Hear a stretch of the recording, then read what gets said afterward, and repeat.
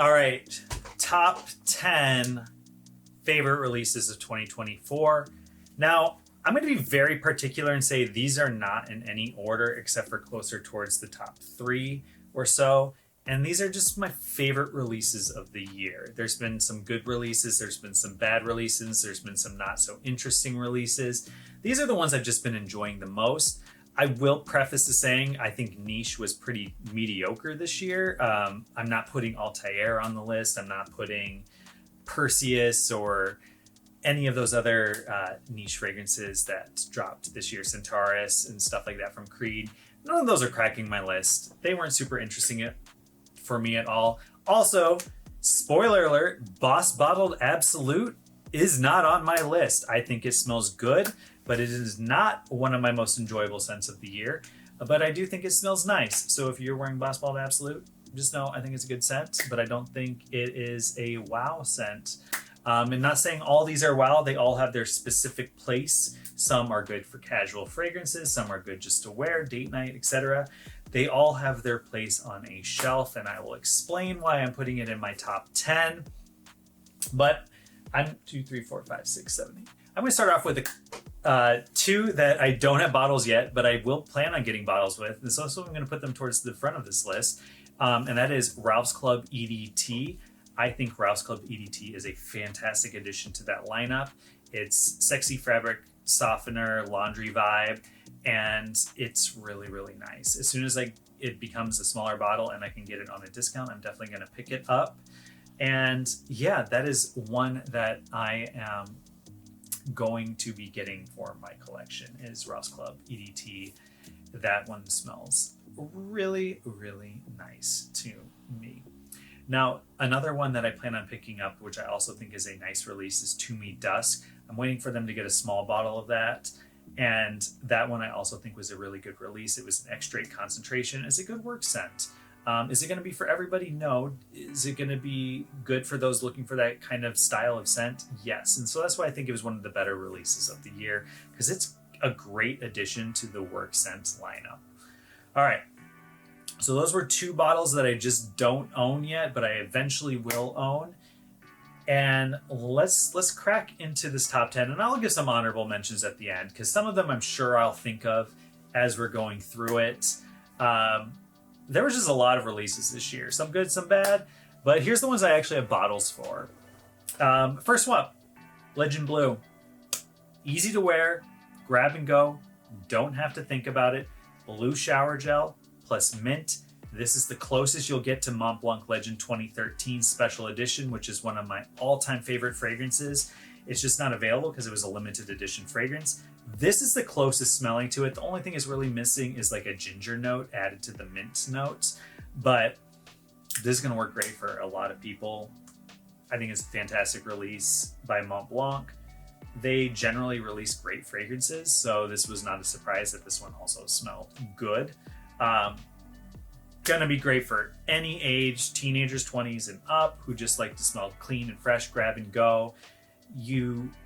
That's what you're getting with this fragrance. This is gonna be perfect for a casual grab and go fragrance that people will think you smell great with. So Legend Blue. Then we have the Most Wanted Eau de Toilette Intense. I actually really like this one. It's a versatile fragrance, good for work, good for school. It still has a sexy touch like how the other Most Wanted does, but this one is a little bit more like, oh, I can wear this to the classroom a little bit easier. I can wear this to work a little bit easier. It smells nice. Spray your skin, spray your clothes. You're gonna smell good. People will think you smell good wearing this one. I'm really glad I picked this one up. I've worn it quite a bit, so I have lots of experience wearing it. And most of these fragrances, I'm always gonna tell you to spray your skin, spray your clothes. That's the best way to spray your fragrances if you want to get the best positive attention. Just don't overspray. I'm team spray appropriately, but if you don't hit your clothes on some of these, you're missing out on some of the goodness, especially with the versatile, easy to wear, casual grab and go fragrances. You need to spray your clothes. It'll just make everything work so much better.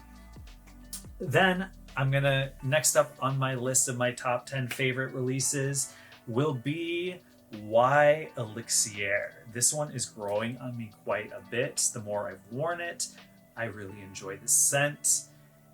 To me, this is the work version of the YDNA. It's a soapy undertone to it, but this is one where you got to be easy on the trigger. Less is more.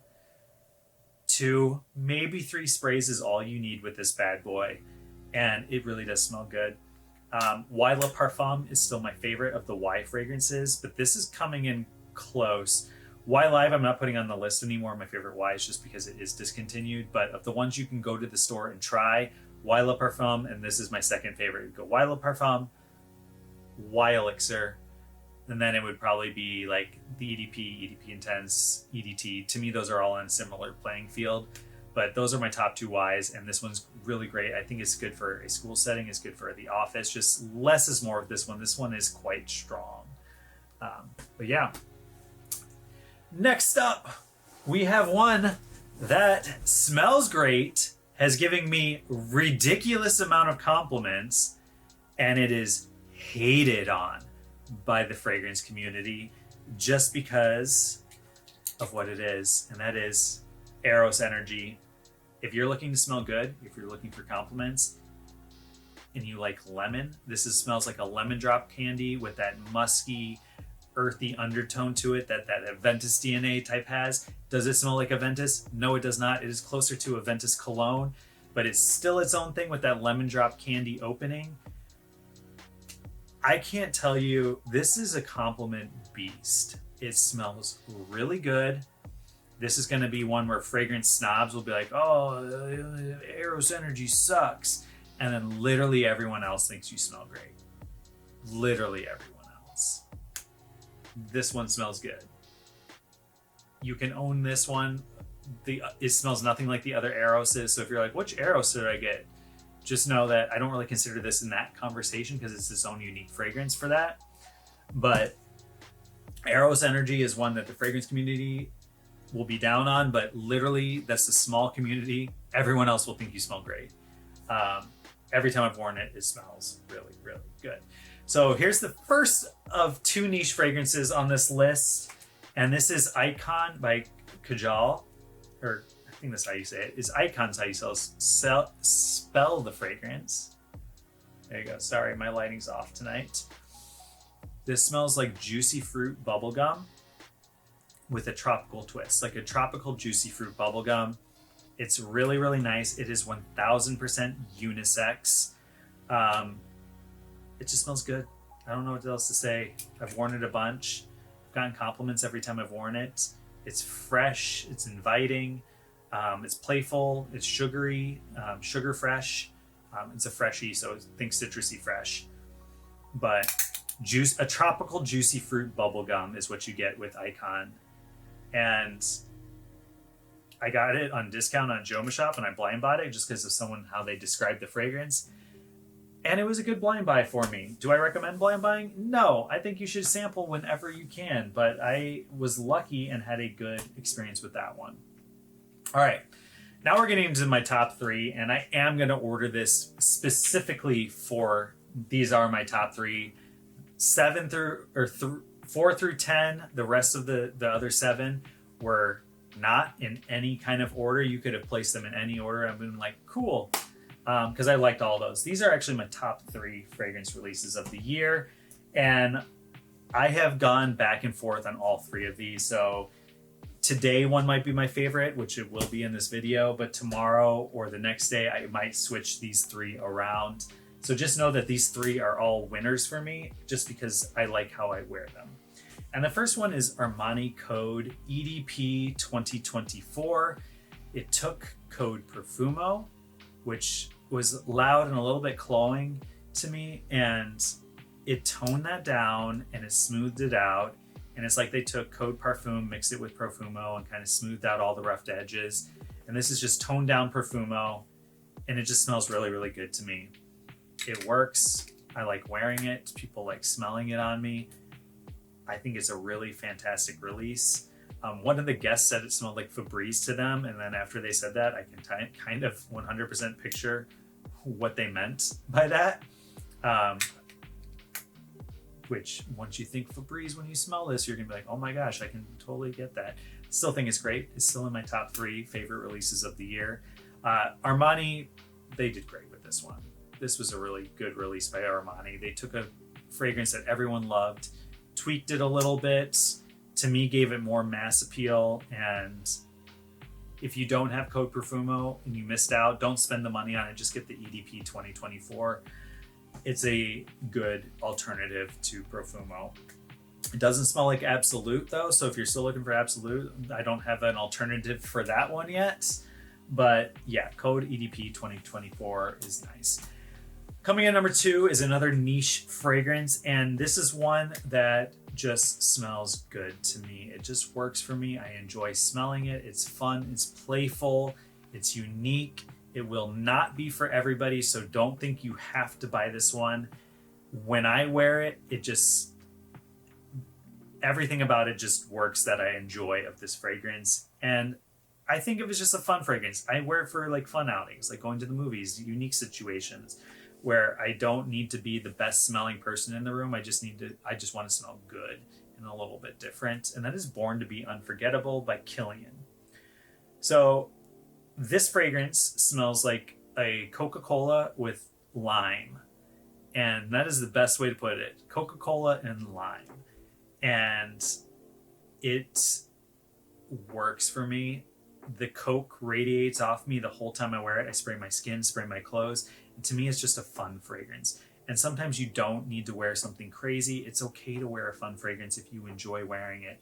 I have gotten quite a few compliments wearing this fragrance, and it was one of my most worn fragrances this year. But I literally got it as like a, you know what, I don't know what to wear, I want to wear something fun type of scent. This won't be for everybody, but if it is for you, it's fun. And to me, that's like half the battle. I'm like, nothing really smells like it. It smells like Coca-Cola, and like a fresh Coca-Cola. And it works in Los Angeles weather pretty well. Works really good at summer night times. It works really good daytime every other part of the year. And I just really enjoy it. And you know what? At the end of the day, this is my favorite things. This is my favorite video. It might not be in your favorites, and that's totally okay. But for me, I really like that fragrance. Yeah, it's a fun scent. That's all I gotta say about it. And my number 1 favorite release of 2024 is, drumroll, Myslf Le Parfum by Yves Saint Laurent. So this fragrance took the Myslf DNA and it gave it kind of that powdery date night touch that Y Le Parfum did compared to Y EDP. So Myslf is an EDP. When they went to the Le Parfum version, they gave it that kind of powdery nuance, that little sex appeal, that little date night, and made this like the date night version of the Myslf DNA, where it's still fresh, it's still versatile, but it still has that sexy, like, ooh, okay. I've worn this one quite a bit. I continue to crave wearing it. I tend to wear this one more at night personally, but it's really, really nice. It smells good. YSL knocked it out of the park with this one. Myself was hated on by the fragrance community, but everyone else in the world was like, this smells great, and made it a top 5 selling fragrance in the world in less than a year, which is absolutely insane to do. And so they immediately followed it up with the sequel, and Le Parfum came out, I don't even think 8 months after the original came out, and I think this one's even better. You don't need to own both. Just know you can own both. Think of one daytime, one nighttime. And yeah, people are going to think you smell really, really good wearing this one. So those were the 10 that I am doing for this video. There's a lot of good honorable mentions. Polo 67 by Ralph Lauren is great. If I could have substituted in this list, I would think it smelled really, really good. That was another one I really, really enjoyed, was Polo 67. I'm trying to think of some others that I'm like, you know what, that did smell good. I wasn't the biggest fan of Invictus Parfum, but the ladies have really liked it on the channel. So just know that the ladies have really liked that one on the channel. And yeah, there was a lot of releases out this year, and I featured most of them on the channel. Jimmy Choo Man Extreme just came out. That one smells great. If you haven't tried Jimmy Choo Man Extreme, you definitely got to give that one a try. If that one came a little bit earlier in the year, I think it would probably have made this list. But Man Extreme smells really good. I highly recommend trying that. And all of these that I've listed have a situation or a place that would work really, really well for them. Just know that just because it doesn't work for all the situations you like to wear your fragrances, doesn't mean that that fragrance doesn't have a place. And that's why I like Legend Blue, casual, grab and go, where I wouldn't wear Aican the same. I'd wear this one more towards like a summer or a warmer day, like a daily driver. But I've also worn this on a cooler day and it worked great too. Would I wear this one every single day? No. Would I wear it to go into the movies? Yes, it's fun. It's a fun scent. Night on the town, fun scent. Don't make it a signature. It's not a signature to me, but it smells good. Could you make it a signature? I guess. This is probably the closest to being a signature on the list. This is a good signature. This is a good signature. This is 1000% a signature scent if you just wanted to make this. This is fresh. It smells like lemon drop candy. Could you make it? You're like, this is what I wear every single day, no matter the weather. Yes. Could it work in the summer? Yes. Could it work in the winter? Yes. Does it work in the winter? Yes. Is there better choices in the winter? Yes. But versatile signature style fragrances can work anytime, any occasion. Anyways, I'm rambling. We're 16 minutes into this video. Let me know down below what were your top 10 favorite scents of the year, even if you just list me your top 3. In fact, just list me your top 3. I know I don't feature a lot of niche on this list, but honestly, I was a little bit disappointed with niche this year. I didn't think it was very enticing to me. And I know there's people that loved a bunch of the niche releases that came out this year, but just wasn't for me. But it could be for you. And a lot of them I didn't think smelled bad. It just didn't crack my list. I enjoyed these more. And if you enjoy the fragrance and you wear the fragrance, might as well put the ones you enjoy out there into the world. Anyways, hopefully you are having a great 2024. And I'm actually looking forward to 2025 because they've already announced quite a few bangers that sound awesome. So I'm excited already for the new releases that are coming out in 2025. So bye guys.